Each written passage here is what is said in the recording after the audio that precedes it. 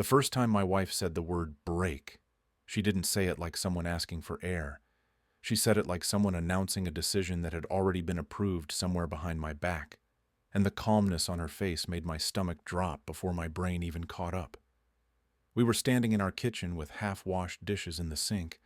the kind of ordinary scene that should have protected us from life-changing conversations, and she kept her hands flat on the counter as if she was steadying herself for a speech she'd rehearsed in the car. Then she looked at me with that carefully managed softness and said, "I think we should pause our marriage for a little while, because I need clarity, and I need to feel like myself again." I asked what she meant by pause, because adults don't pause marriages the way you pause a show, and she exhaled like I was already exhausting her and added, "It's not a breakup, it's just space, and I'm saying this because I'm trying to do the healthy thing instead of letting resentment build." The unfairness hit fast, not because she wanted space, but because she made it sound like this was a gift I should appreciate. And while she spoke, I noticed tiny things my brain filed away without permission, like how her voice didn't shake, how she didn't reach for me, how her eyes stayed focused in that therapist way that says, "She's already decided what your reaction means about you." I tried to keep my voice level as I asked, "Are you unhappy with me, or are you unhappy with us?" And she answered with a sentence that sounded like it came from a podcast, saying, "I'm unhappy with the dynamic, and I'm choosing myself for once, and I need you not to make this about blaming." When I asked if there was someone else, she didn't deny it the way an innocent person denies it. She went still for half a beat and then said, "This is exactly why I need space, because you always go to worst-case assumptions, and it makes me feel unsafe, to be honest." And I remember thinking that she had just pulled a rug out from under the only question that mattered, and then acted offended that I stumbled. I didn't explode and I didn't beg, because something in me recognized the trap, and because the more I asked normal questions, the more she answered them with polished lines that made me sound irrational for wanting basics. She started listing boundaries the way you talk about moving out logistics, explaining that we should sleep separately for now, that we should stop checking in during the day, that we should stop asking where the other person is, and that she might stay with her sister for a week or two to reset. And each detail was delivered with the same calm tone, like she was placing objects into boxes that were already labeled. I kept hearing the word temporary, but nothing about her body language said temporary, and when she walked upstairs and came back down with a small overnight bag, just in case, my chest tightened so hard it felt like my body was trying to warn me before my mind was ready to accept it. I asked,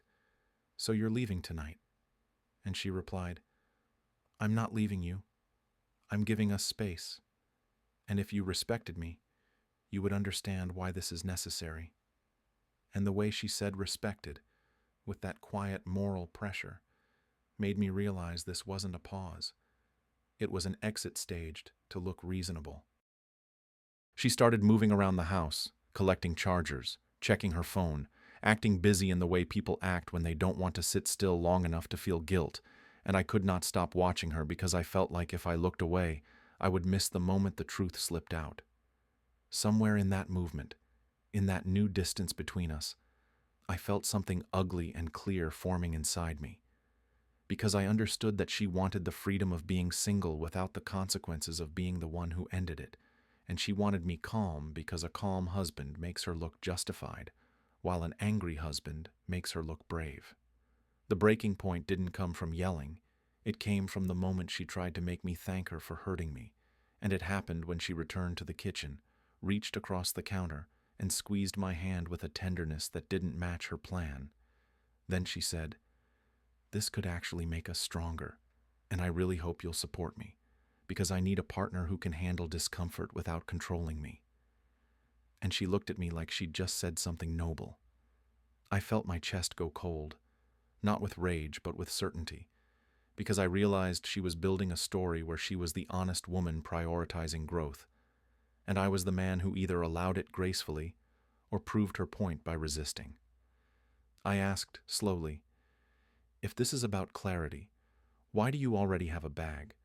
Why are you already setting rules that benefit you? And why does it feel like you're already gone?"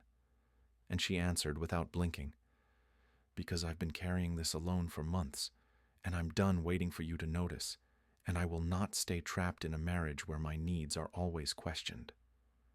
That sentence, with its clean little weaponized logic, made the unfairness land fully, because I understood in that moment that I wasn't being invited into a mutual reset. I was being managed. I watched her pick up her bag. I watched her check her reflection in the dark window like she was making sure she looked like the victim of a difficult choice. And while she walked toward the door, she said, "Please don't do anything dramatic, because I'm not trying to hurt you." And I realized that whatever was happening wasn't a break from our marriage. It was a break from accountability. And standing there in the quiet after the door clicked shut, I felt the first real thought of revenge arrive, not as a fantasy of destruction, but as a promise to myself that I would not be written into someone else's story as the disposable obstacle who made her choose herself. The first thing I noticed after she left was how much she took that she pretended not to take, because the house didn't feel empty in the dramatic sense. It felt curated, like someone had already begun erasing themselves selectively. Her favorite jacket was gone from the hook, the one she always claimed she never wore anymore.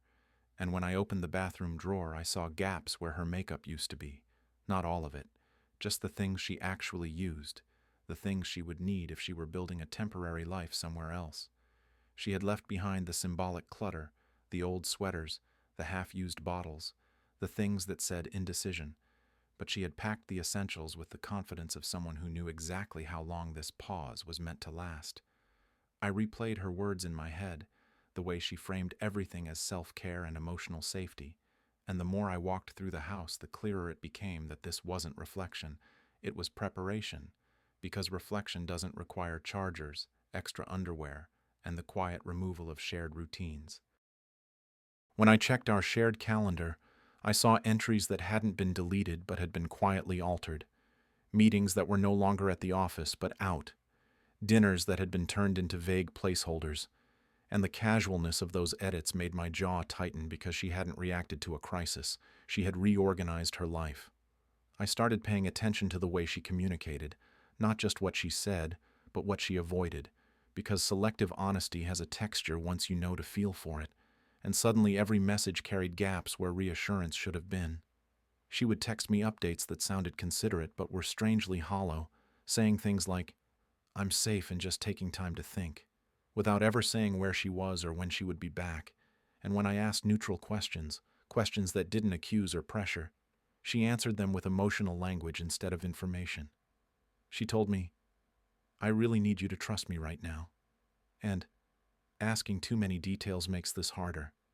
And those phrases landed wrong because trust isn't something you demand while withholding clarity. I remembered moments from the months before the break, moments I had brushed off at the time, like how she had become fiercely private with her phone while insisting she had nothing to hide, how she talked about independence as if it were something she had been denied rather than something we had built together, and how she started framing normal marital compromises as sacrifices she had outgrown. All of it lined up now into something coherent and unsettling, and I understood that this pause wasn't about her finding herself.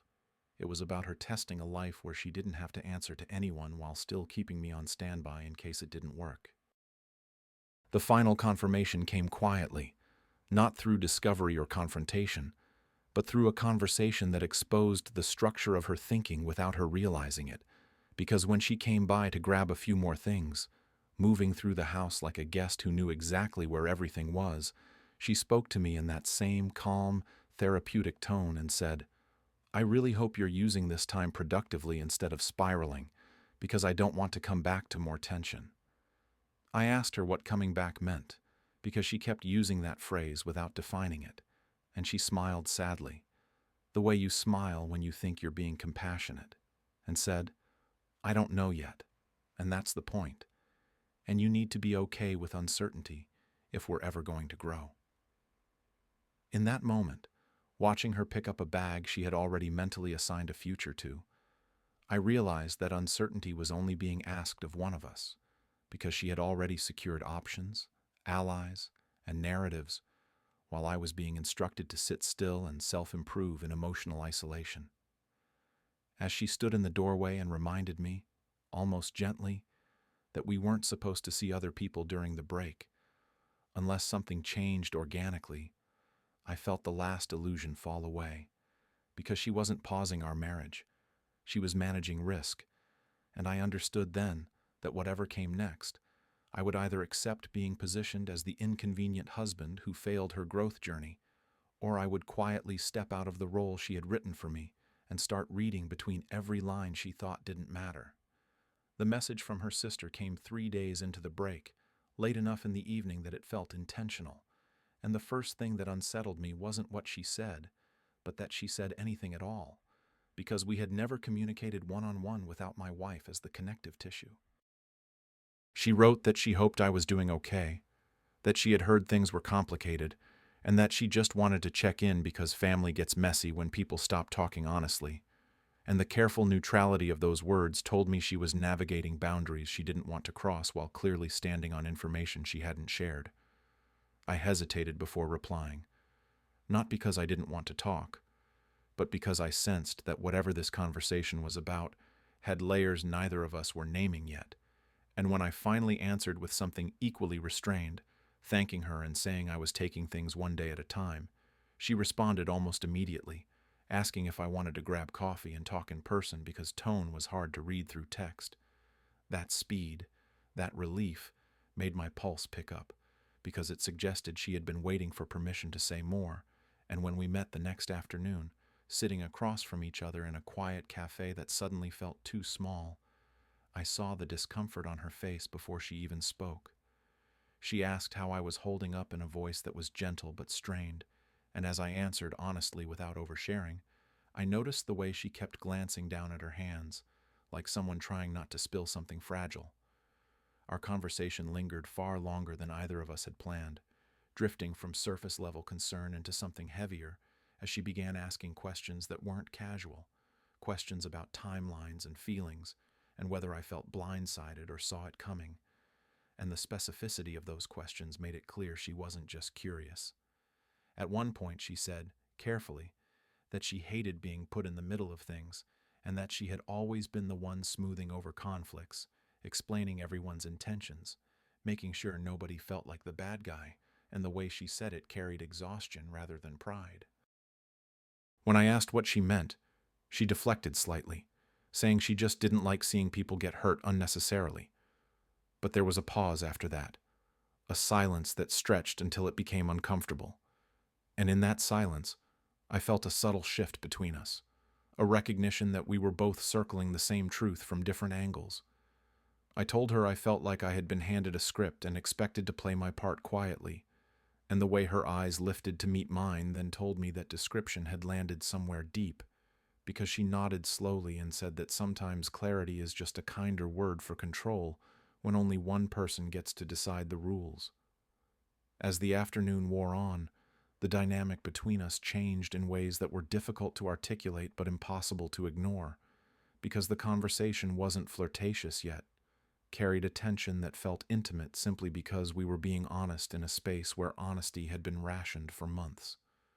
She admitted that she had worried about reaching out, that she didn't want to betray her sister's trust, but that she also couldn't shake the feeling that I was being left to manage consequences that weren't entirely of my making. And when she said that, something in my chest tightened in a way that had nothing to do with anger. There was a moment where our eyes held a second too long, where the air between us felt charged with unspoken understanding, and I remember thinking how strange it was that the first person to see me clearly in weeks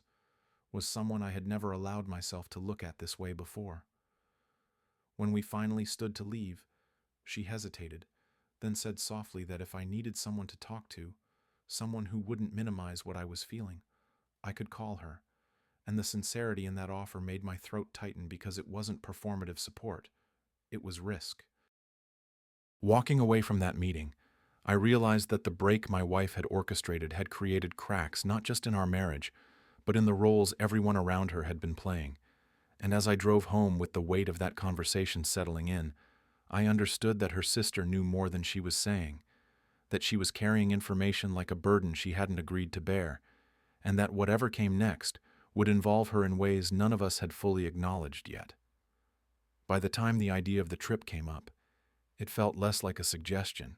and more like a confession that slipped out before I could stop it. because I had been carrying it around like a private exit sign ever since the break began. I told her sister about it almost accidentally,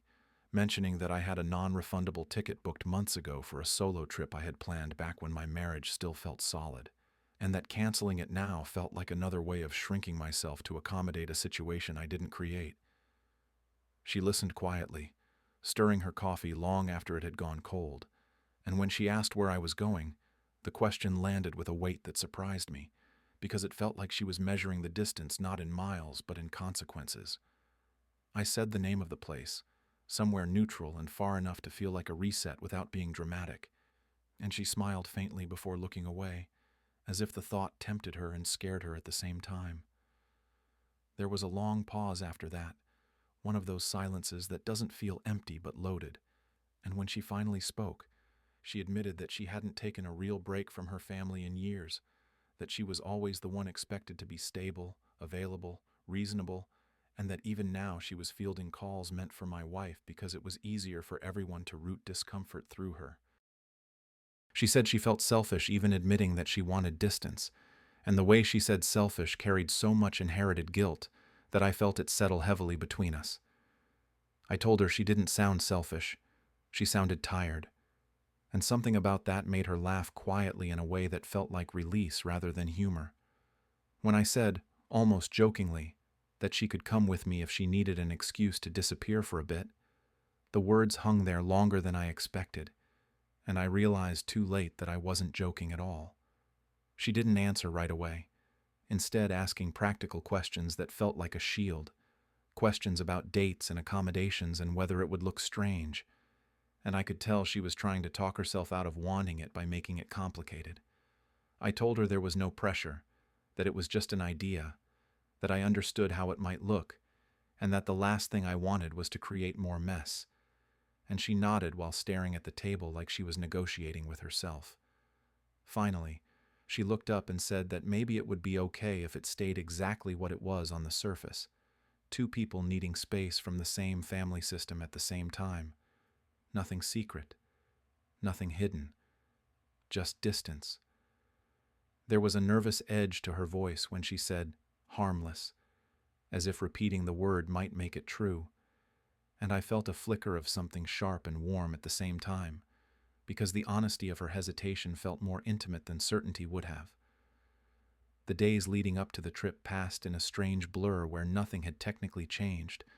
but everything felt different, because we texted more than we probably should have,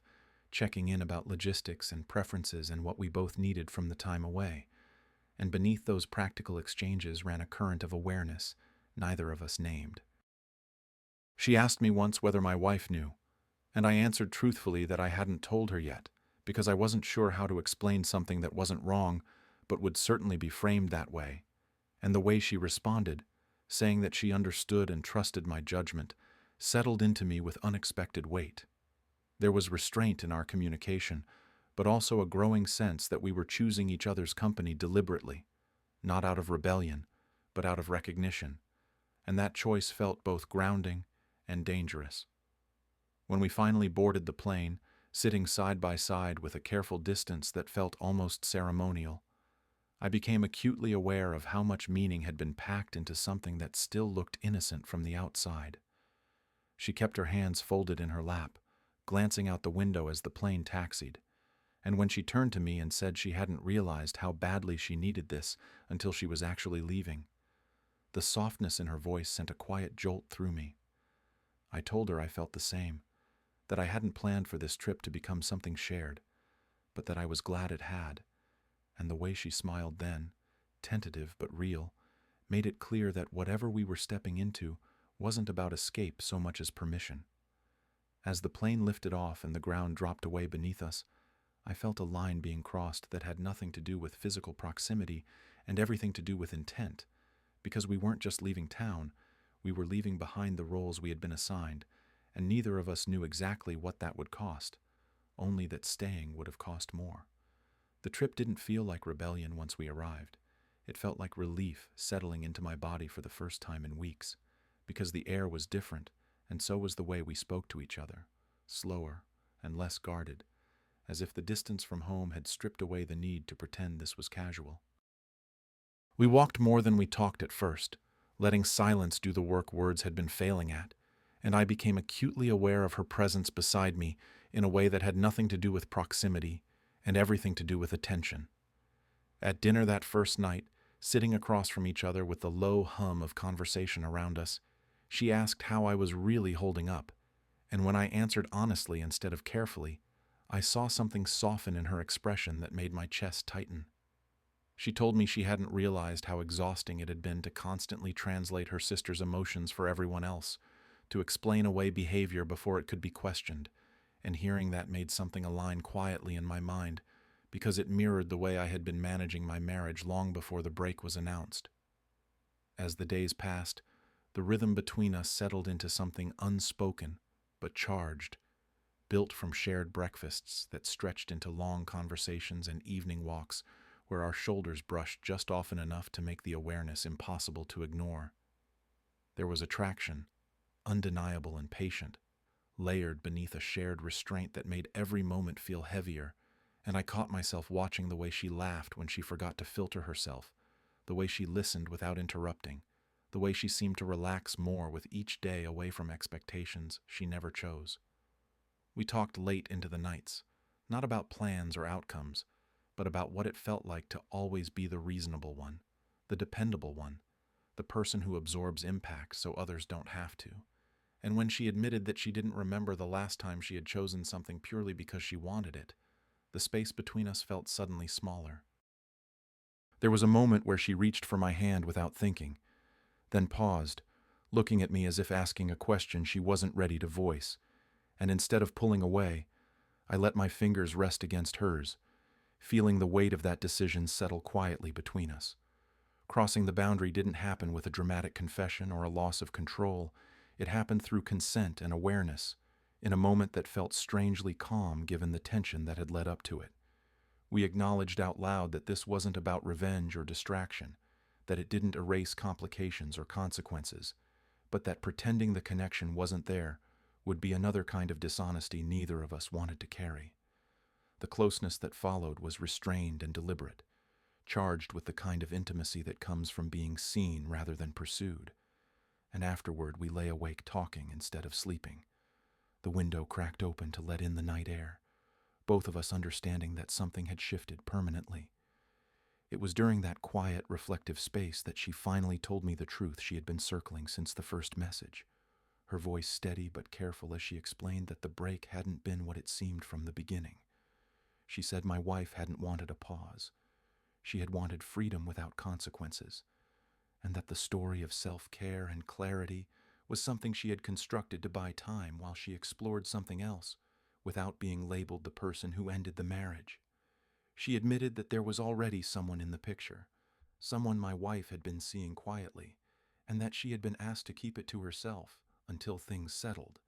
a phrase that landed like a dull blow because of how familiar it sounded. As she spoke, I felt the shape of the situation crystallize fully, because I realized the trip wasn't just an escape from uncertainty.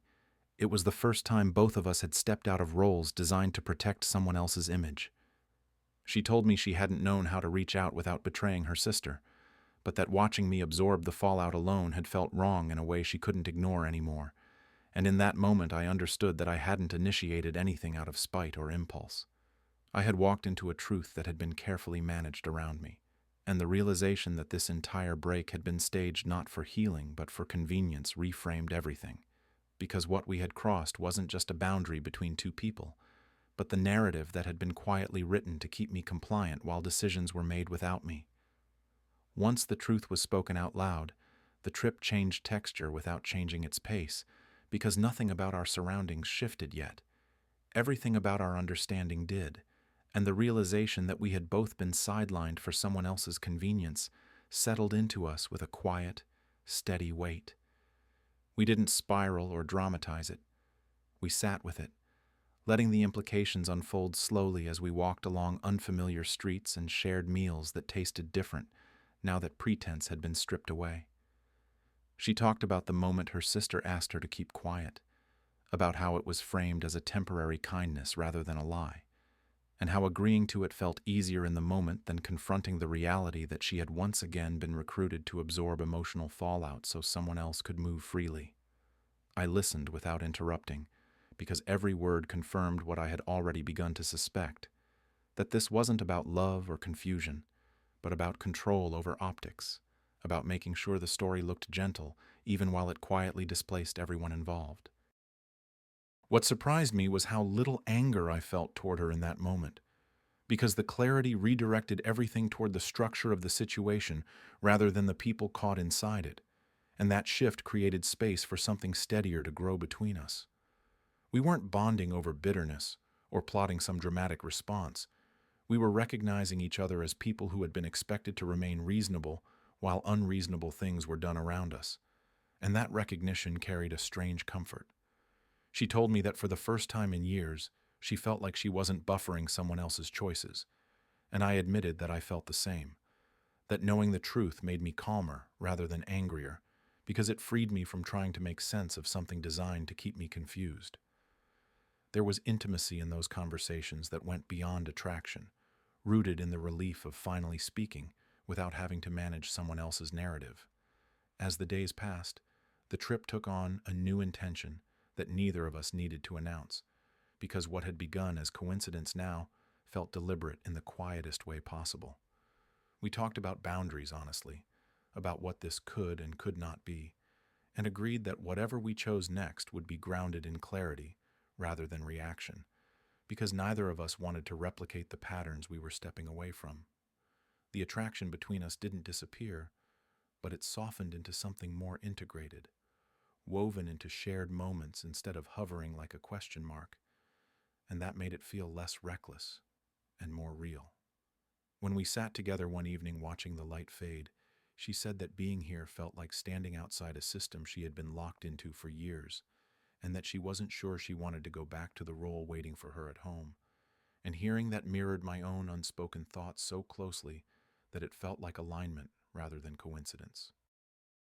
Reframing the trip also meant reframing what came next, and we spoke openly about the inevitable confrontation waiting on the other side, about how truth would surface regardless of how carefully it had been managed so far. I told her I didn't want to weaponize what we knew, that revenge for me wasn't about escalation but about refusing to be quietly edited out of my own life, and she nodded in a way that suggested she understood that distinction deeply. She said that for once she wanted to respond to reality instead of smoothing it over, and that choosing to stay silent had started to feel like complicity rather than kindness, and those words landed hard because they articulated something I had been struggling to name. The bond between us deepened not because of what we were doing, but because of what we were no longer willing to do, and that shared refusal felt more powerful than any dramatic gesture could have. By the time the trip reached its midpoint, the sense of being sidelined had transformed into something quietly empowering, because neither of us felt like spectators anymore, and the clarity we had gained reshaped how we viewed the inevitable fallout. We weren't rushing toward confrontation or hiding from it. We were simply no longer willing to organize our choices around someone else's comfort, and that shift made every step feel intentional. Walking back to our hotel one night, she said softly that this was the first time she had ever chosen herself without asking permission,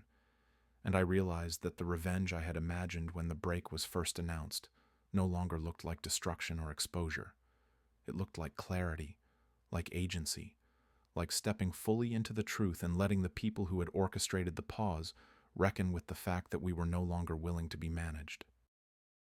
By the time the lines finally blurred, it felt less like something snapping and more like something aligning after weeks of quiet tension, because the attraction had been there all along, tempered by awareness rather than urgency, and what changed wasn't desire but permission.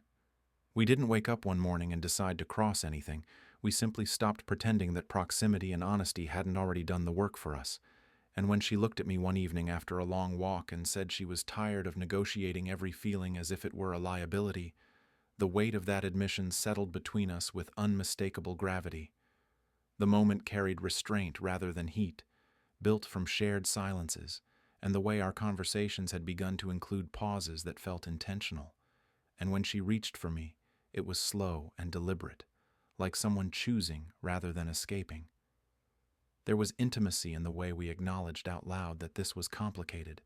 that it didn't erase the reality waiting back home, but that denying it would be another form of self-erasure neither of us was willing to accept anymore. What followed was careful and emotionally heavy, charged more by presence than urgency, and the closeness felt grounding rather than consuming, because we were acutely aware of what this meant and chose it anyway without illusion or fantasy. Afterward, we lay awake talking instead of sleeping, the room quiet except for the muted sounds of the city outside, and the conversation moved with a depth that surprised me even then, because it wasn't about what we were becoming to each other, but about what we were no longer willing to be.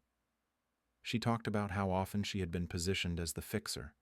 the one who absorbed discomfort so others could maintain their image, and how stepping into something for herself felt both liberating and frightening because it dismantled the story she had been praised for living. I told her that what unsettled me most wasn't the attraction or the timing, but the realization that I had spent years calibrating my reactions so someone else could feel secure while my own needs were framed as obstacles to growth, and saying that out loud felt like exhaling after holding my breath for too long. There was no talk of futures or promises, only a shared understanding that this wasn't a fling or a performance, but a moment of agency in a story where both of us had been expected to stay compliant, and that awareness made the intimacy feel heavier rather than lighter. The days that followed carried a different energy, not reckless or euphoric, but grounded and clear, because the line had been crossed with intention rather than impulse, and that distinction mattered more than anything else. We moved through the rest of the trip with an ease that came from honesty, no longer skirting around the connection or inflating it into something it wasn't, and when we talked about the inevitable confrontation ahead, the fear that once accompanied that thought had softened into resolve. She said that whatever happened next, she didn't want to go back to being the emotional cleanup crew, smoothing over decisions she didn't agree with, and I realized that for the first time since the break began, I wasn't thinking about how my wife would frame this, or what narrative would survive, but about what I could live with when the noise died down. The lines had blurred, yes, but not into chaos, into clarity, because what we had reclaimed wasn't each other so much as the right to choose without being managed. And as the trip neared its end, I understood that this moment, complicated and imperfect as it was, had shifted the balance permanently, making it impossible to return to the quiet compliance that had once passed for stability. The call came in the middle of the afternoon, her name lighting up my phone with a timing so precise it felt like surveillance, and before I even answered I understood that something had shifted on her end, because panic has a way of compressing distance into instinct. I stepped away to the balcony, the door sliding shut behind me with a soft finality, and when I answered she didn't ease into the conversation or pretend calm. She launched straight into accusation with a voice that trembled between outrage and fear as she demanded to know where I was and why people were asking questions she hadn't prepared answers for. I told her I was away and that I wasn't hiding it, and she cut me off mid-sentence to say she knew exactly who I was with, that this was a betrayal she never expected from me, and that I was crossing a line that couldn't be uncrossed. I let her talk without interrupting, because every sentence revealed more than she intended, every pivot exposing how quickly her language shifted from concern to control, and when she finally paused to breathe, I said calmly that it was strange to be lectured about loyalty by someone who had called our marriage a pause while already rehearsing a different future. She responded with a sharp intake of breath and told me that I was twisting things, that nothing had been decided, that she needed time, and that I had no right to humiliate her by involving her family. And when I asked how my presence elsewhere humiliated her, but her secrecy was supposed to heal us, she accused me of being cruel and selfish, and of weaponizing timing to hurt her. The conversation spiraled into overlapping sentences where she insisted she was the victim of my impulsiveness, while simultaneously demanding that I return and stop making this worse. And in that collision of panic and entitlement, I finally heard the truth of what she feared, which wasn't losing me but losing control of the narrative she had been so careful to curate. When I went back inside, the air felt thicker, and before I could say anything, her sister looked at me with a steadiness that told me she had already decided to stop protecting a system that had never protected her. She said quietly that she needed to tell me something, not because it would make things easier, but because continuing to carry it alone had become unbearable. And she explained that this wasn't the first time she had been asked to manage fallout quietly, that for years she had been the one smoothing conversations, translating intentions, excusing behavior, and stepping in so that her sister could move through life without friction. She told me that when the break was announced, she had been given instructions rather than confided in, asked to host, to reassure, to redirect questions, and to hold the line until things settled, and hearing her say that word with visible disgust made the pattern impossible to ignore. She admitted that this trip was the first time she had ever chosen herself without checking whether it would inconvenience someone else's storyline, and that answering my wife's call earlier had felt like being pulled back into a role she no longer recognized as hers. As she spoke, the realization landed with a dull clarity that the betrayal ran deeper than infidelity or deception, that it was structural, built on expectations of silence and compliance that predated our marriage entirely. I told her she didn't owe anyone that labor anymore, and the relief in her expression made my chest tighten because it confirmed how long she had been carrying responsibilities she never agreed to. Standing there with the aftermath of the call still ringing in my ears, I understood that whatever satisfaction I might have imagined from being accused or vindicated had been replaced by something steadier and more unsettling. The knowledge that the real fracture wasn't created by where I was or who I was with, but by a system that demanded loyalty without honesty and called it care. And in that moment, I knew that whatever came next would not be about defending myself against accusations, but about refusing to return to a story that required both of us to disappear so someone else could remain comfortable. By the time the call ended and the apartment fell quiet again, the choice in front of me wasn't loud or dramatic. It was heavy and still, like something that had been waiting patiently for me to stop running scenarios in my head. I could feel the familiar pull toward escalation, toward letting this become the story everyone expected, the husband who snapped, the brother-in-law who crossed an unforgivable line, the man whose anger made everything easier to explain. That version of events was already forming in my wife's language, in the way she framed herself as blindsided and betrayed, and I understood with unsettling clarity that leaning into revenge now would complete the narrative she had been building since the day she asked for a pause. It would make her fear feel justified and her choices feel retroactively necessary, and I realized that the most radical thing I could do in that moment was refuse to play the part that would make her story coherent. Sitting there, listening to the muffled sounds of the city outside,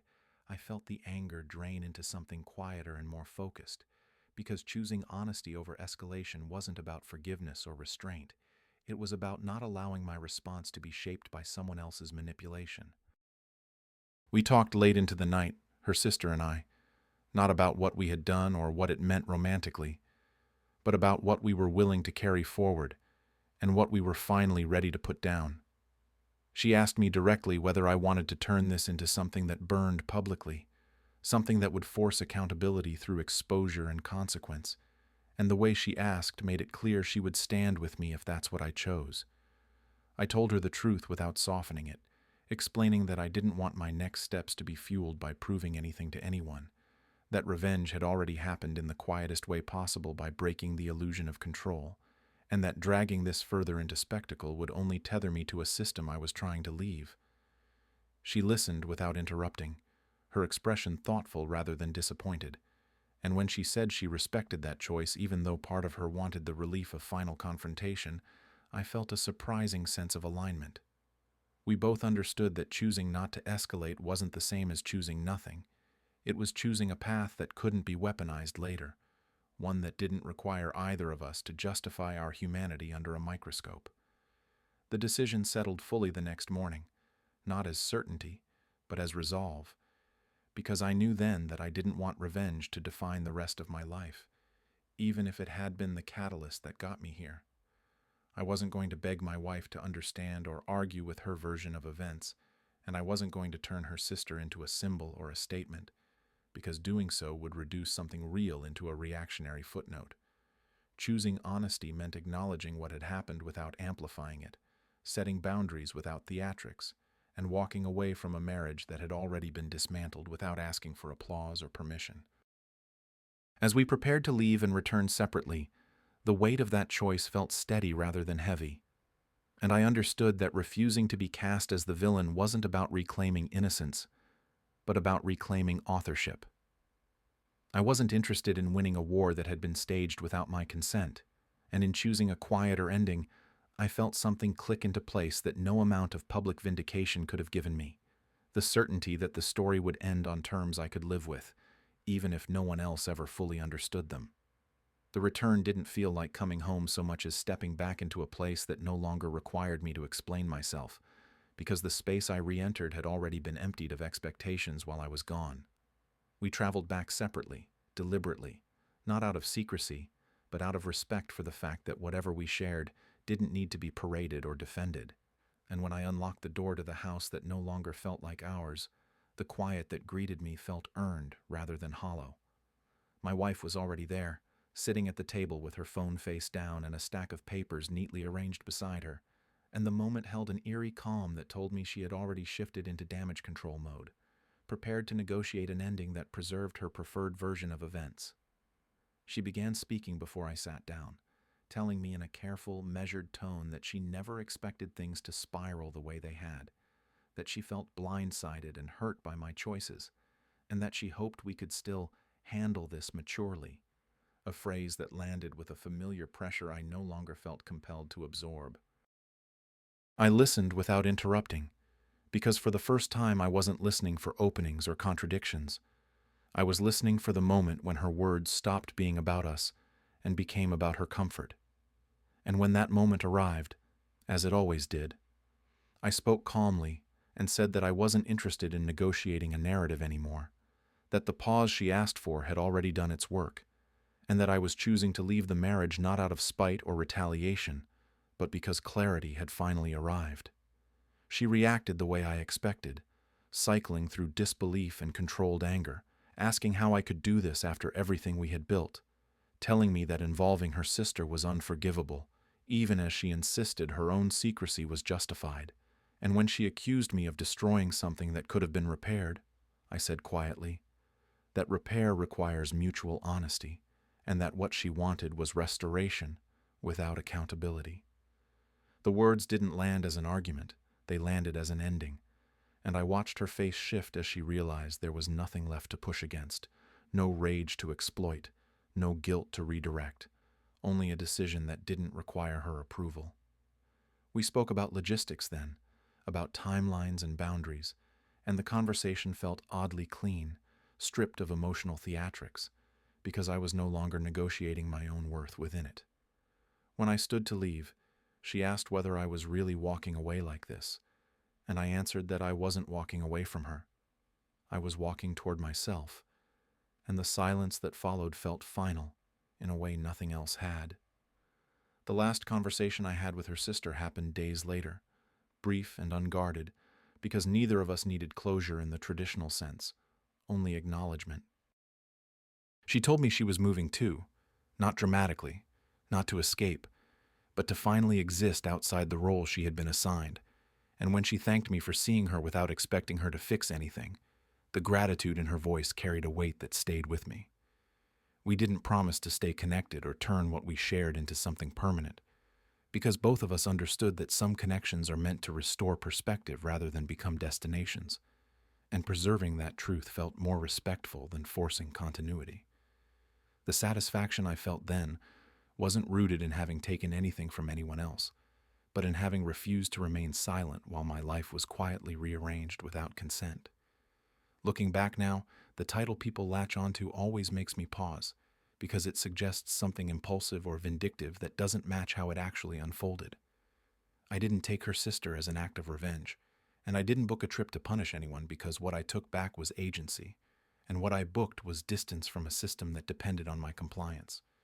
She paused the marriage to escape responsibility, believing I would wait quietly until she decided what story she wanted to tell,